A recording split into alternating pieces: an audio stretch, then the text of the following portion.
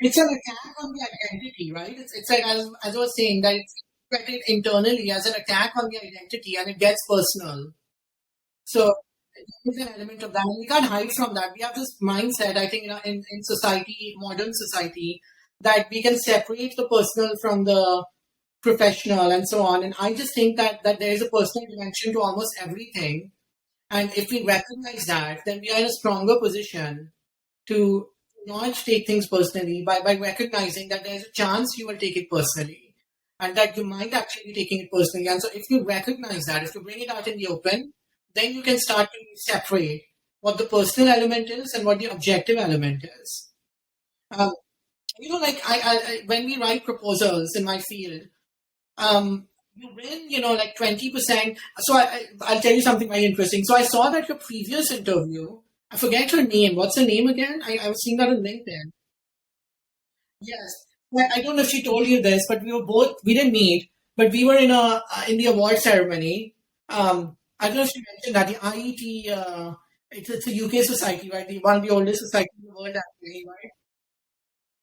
We were both nominated for the Mike Sargent Early Career Medal, along with one other person, who was very actively involved in like with advice to government or something like that. And of course, the your interviewee is also she's worked with CERN and so on, so she's very qualified.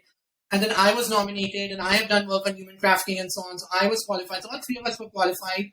Um, Before leaving, I flew all the way to London for that, and I knew that if I lost, I would have a horrible experience. I was flying in on Thursday. The ceremony Thursday afternoon, my flight landed. Thursday evening was the ceremony, and I was flying back on Sunday. And I knew that if I lost, and I won. But I knew that if I lost, then I would feel really bad, and I knew this about myself, so I didn't hide. Before I left, I was very clear in my mind that what are the possibilities and how do I think I will manage and handle. And so I was very clear in my mind. I was like, all three of us are very good.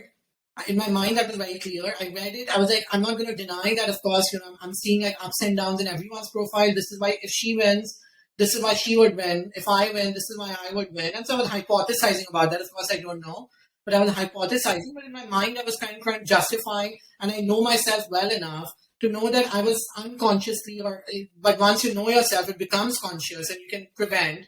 Which is that I was trying to obviously push my own advantages a little bit higher than the other candidates' advantages. But then I stopped. I was like, you know what? We all have pros and cons. We should not try to quantify it.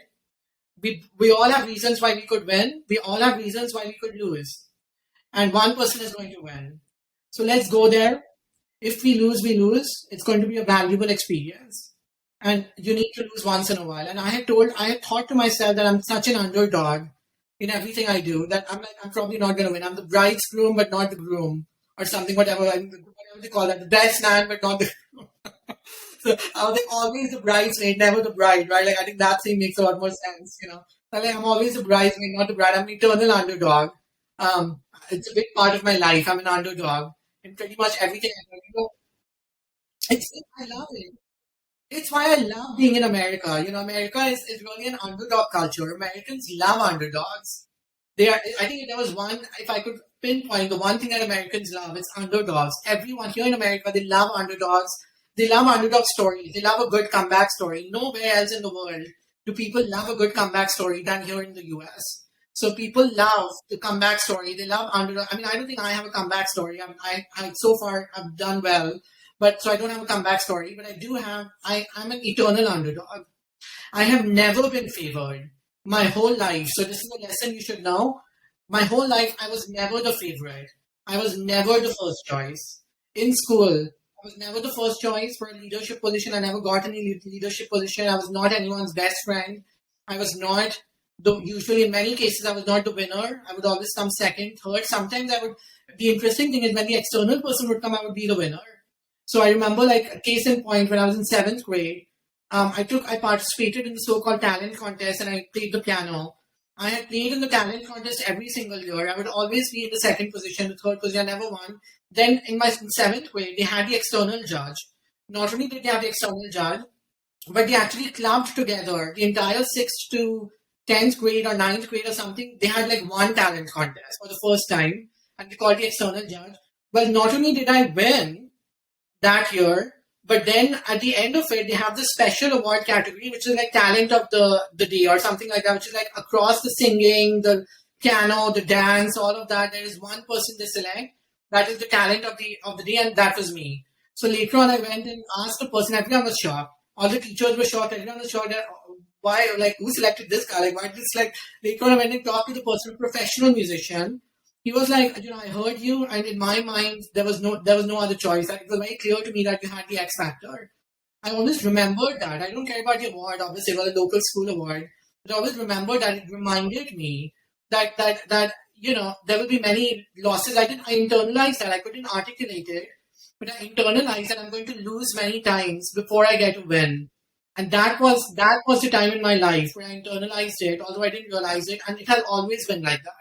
I have had many losses. Like before I won this award, there were many cases I was nominated. There were 4 or 5 situations. In fact, the irony is I won this award, I land back in the US, and then 3 days later, I hear back on another award where I lost.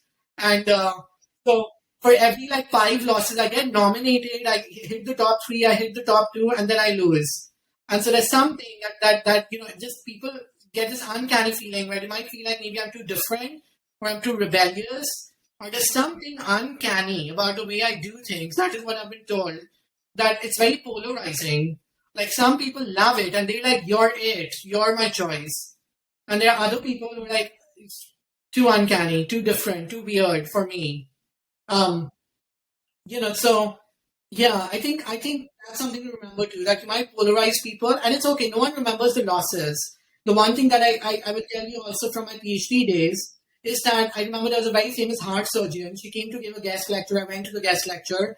She was the president of the American Medical Association or something like that. One of the first women, if not the first woman, very accomplished. And I don't remember anything about her talk, but I remember the one thing she said, which has stayed with me, and I say it to everyone. I'm like, always remember it. I am like, now she said 2 things. One was go after the big ideas. But that, I mean, it didn't really stick out so much because I feel like other people have said that too, but I've kind of understood more and more what she meant by that.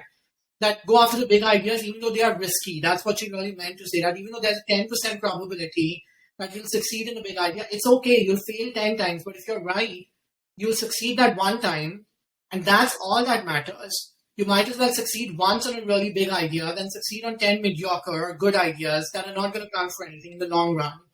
So that's one thing. But then she said something else which follows into this first thing. I didn't connect it initially, but now I connected very clearly. The second thing she said is, it's the wins that will be there on your profile, in your mind, in people's minds. No one knows what you lost. If you lost 9 awards, like who knows about that? The nominating committee knows. I mean, no one else knows. You're not going to put it on LinkedIn. You're not going to put it on your CV. You're not going to talk to people about your losses. You lost, fine, move on. There'll be another chance. You're not going to put your 9 losses on your CV, but you will put your win. So what would you rather have? That you have a perfect record, you don't lose and you don't win, and you don't have anything, or that you're mediocre things, you have a 90% win rate, but everything you have on your profile is mediocre. It's local stuff, it doesn't count in the long run. Or you actually have the guts and the confidence to try for 10 things, knowing full well that you will only win once, and that also you might not win. Takes confidence. Takes confidence to fly out, knowing that you might lose and you will be suffering a jet lag flight back. You came on a jet lag flight, you lost, but that's the reason I did it. I was like, you know what, if I really am confident, I'm not going to be afraid of doing this. I don't know. I mean, one part of me was like, maybe I should reach out and tell them, tell IIT that, hey, can I know the outcome? Because if I don't win, then maybe my university will not allow me to go. I mean, that was, of course, that would have been a lie. But I could have told them that, hey, I mean, I don't want to come up. I could have told them the truth and told them that, hey, if I don't win, it's like an expensive flight ticket. I don't want to come all the way, if I don't win. So I'll keep it a secret. But can you let me know what the outcome is? Because the flight is so expensive and it's a really busy semester. And it's like I can only come for 2-3 days anyways. And I teach on Monday, Wednesday. So I would have to fly out Wednesday evening, which is what I did. And then I would have to come back on Sunday. And that's a really busy trip. So I could have told them that. But I ultimately decided that and this is where self-awareness comes in. What's the real reason? Is it really the flight ticket? No, I have enough funding to pay for that. And the university does not have a problem if I fly out and I lose. They really don't. They would want me to go there and to socialize and to be there. They have no problem with it. I control the funding. So what's the real reason? The real reason is I'm afraid. I'm afraid that if I go out there and I lose, I'll feel really horrible. And I'm afraid of feeling that. I'm afraid of knowing I'm not good enough. I'm afraid of knowing that I'm not one of the three. I'm afraid of being an underdog. And so once you recognize that, you're like, you know what? What's the worst that will happen? You will lose, and you've lost many times before. And you have won many times before. It doesn't matter. It's just another thing. You have to go and face the music. And if you're confident, you'll face the music happily. And so I did that. And whether I would have won or not, it really didn't. At the end, that's not what I'm proud of. What I'm proud of is that I flew all the way and faced the music. That's what stands out, not the medal. The medal is not what matters to me at all. It's immaterial. It's immaterial. I took the risk, right? That stays with you. You take the risk and you become strong. You become strong. You become a little bit less fearless. It's always a work in progress. It's never binary. It's always a work in progress. On a different day, you will feel more afraid. On a different occasion, you will feel more afraid. And there's always some fear. There's always some doubt. And it's always a work in progress. But with every single time that you take such a risk and you face the music, you become a little bit less fearless and you become a little bit more confident. And that stays with you. So confidence is a work in progress. Confidence is always a work in progress. I'm very amused when I hear people say I'm very confident and this and that. I'm like, you might think you're more confident. That's what I'm thinking in my mind. But I really wonder how confident you would be that if your hand is placed close to the fire. Like, would you still be that confident? Would you still be willing to face the music?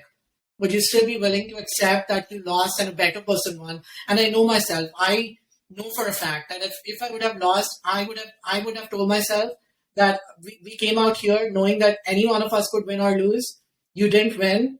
The other person won. They were better than you. Yes, there was uncertainty, but at the end of the day, there's a signal in that. And this is how I think. So when I lose something, when I get a rejection, I never tell myself I lost because it was bad luck. Even though sometimes it is. But I don't tell myself that I lost because of bad luck. When I win, I tell myself there was some good luck over here, that I was good, but there was also some good luck. So on the margin, everything was working for me on that day. I did well and I had good luck, and so I carried the day, and I recognize that, and that's the right way to do it. But when I don't win, I know in my mind intellectually that something went wrong. It may have been luck, but it might also have been that I was not good enough. So you can choose which direction to go. In my view, I think that if you say that, okay, I was not good enough on that day, and next time I will be good enough. I will try harder. That is a healthier thing to do. That's the healthier thing to do. So if you get a B or a C, you should tell yourself it's not the system, it's me, and I'm going to do better. That's the character